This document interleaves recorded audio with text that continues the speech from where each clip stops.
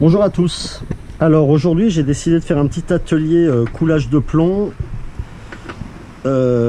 pour fabriquer des lingots que voici, et ensuite coulage de mes plombs Fireball. Donc je suis équipé de gants pour cette vidéo. J'ai aussi un masque parce que les vapeurs de plomb c'est hyper nocif naturellement, tout le monde le sait, et je suis équipé de lunettes. J'ai aussi des chaussures aux pieds. Les projections de plomb en fusion, c'est juste une catastrophe. Il n'y a pas de gamins dans le jardin, ça tombe bien, les miens ils sont grands, ils sont plus là. Et les chiens sont rentrés. Donc, je récupère du vieux plomb que je coupe en morceaux. Je l'installe simplement sur un petit réchaud, une casserole, et je le fais fondre. Je le recouvre d'une autre casserole parce que ça permet à la chaleur de moins se perdre. Et donc l'avantage du plomb, c'est que même s'il est sale et tout, il y a une densité qui est très forte, ce qui fait que toutes les scories, les cochonneries remontent en surface. Donc c'est très facile de les retirer. Vous voyez, j'en ai coulé 14 kilos là récemment pendant le confinement. On retire la cochonnerie, on se retrouve avec du plomb liquide qui est relativement beau, relativement propre. Jusque là très facile, hein. C'est comme faire de l'eau pour les pâtes.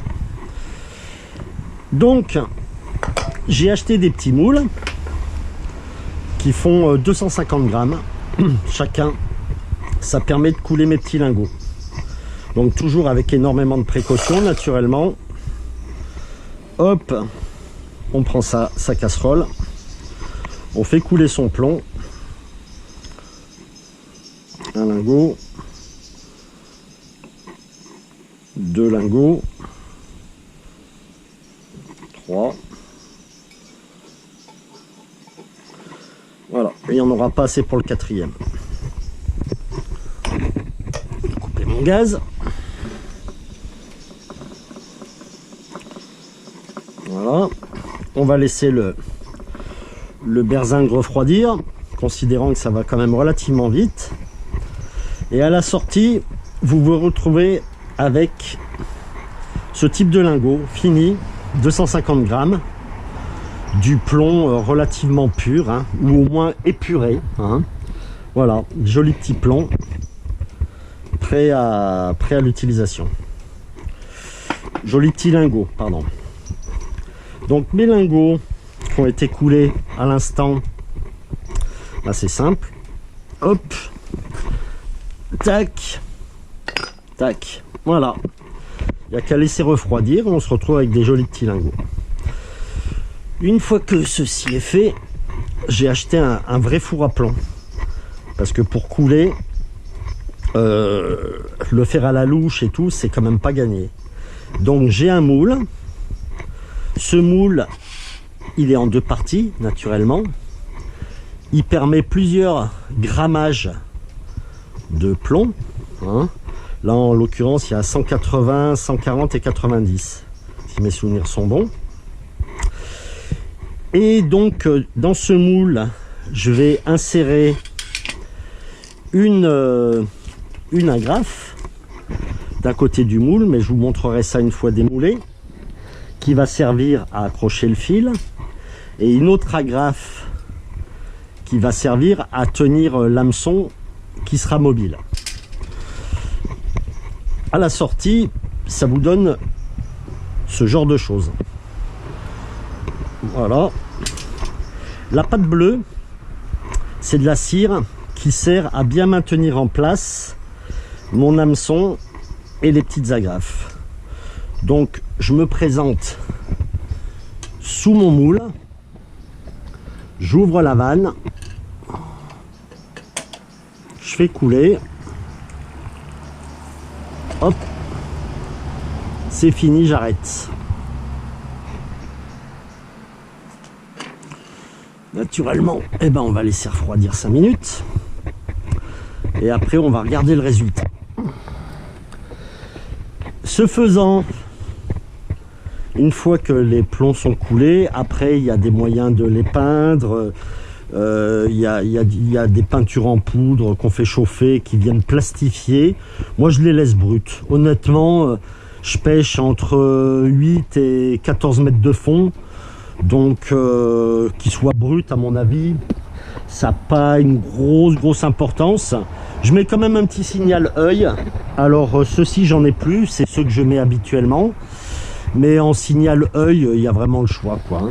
Ça c'est des trucs pour les gamins qu'on trouve en supermarché pour faire des petites décos de travaux manuels qui reflètent bien. Et si sinon il y a des petits yeux mobiles comme ça aussi qui sont sympas, qui sont pas mal. Voilà.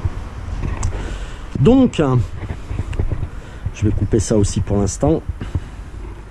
Pour en revenir à mon fameux plomb, hop, je dévisse mon moule, je l'ouvre et voilà. Donc nous avons un joli plomb Fireball en 90 grammes. Il y aura juste une manip à faire, c'est de couper le téton, éventuellement d'y mettre un petit coup de râpe, les deux yeux, et c'est réglé, le problème est résolu. Alors ça c'est pour le Fireball. Alors j'utilise aussi mes plombs différemment, à savoir qu'au lieu de mettre un hameçon, je mets juste un anneau. Et je me suis dit, mince, le drop shot, c'est parfait pour tout un tas d'espèces de poissons, mais ça peut l'être aussi pour le silure. Donc en fait, je me suis créé des montages drop shot. Donc à savoir du fluorocarbone 100 centièmes avec des sleeves,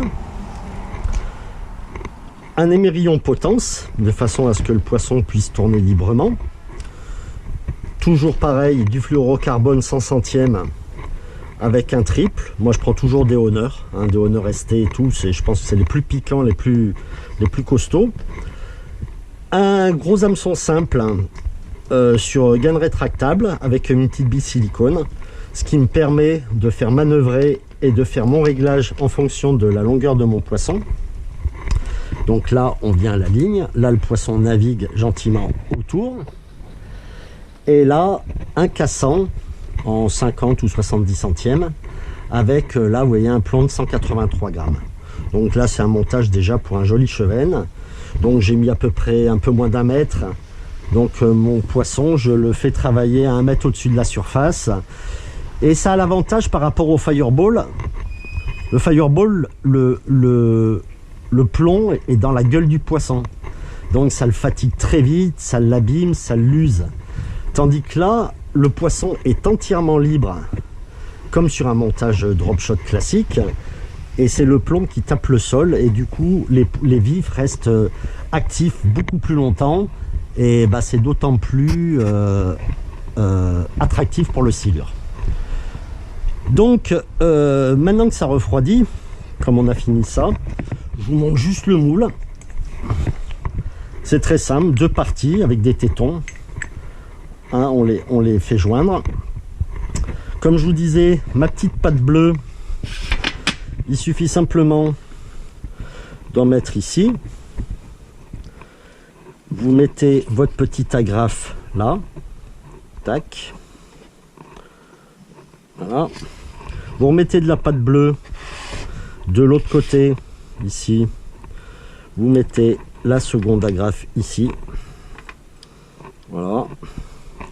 Vous refermez l'ensemble, un coup de serre-joint et c'est prêt à couler. Voilà, donc très simple. Bon, encore faut-il avoir la possibilité de récupérer un peu de plomb à droite et à gauche. Mais enfin, moi, c'est un peu mon métier, donc c'est pas un souci. Et ça vous permet de couler vos plombs tranquille. Et moi, j'aime bien ça. C'est du bricolage d'hiver, c'est sympa. Et vous avez la satisfaction de pêcher avec votre matos. Donc c'est plutôt cool quoi. Enfin voilà, donc concernant mon matos Fireball et mon petit montage drop shot que je vous conseille malgré tout, hein, parce que ça se trouve pas dans le commerce ça, et ça marche carrément super bien quoi, hein. C'est beaucoup plus discret qu'un Fireball. Voilà, salut à tous, bye.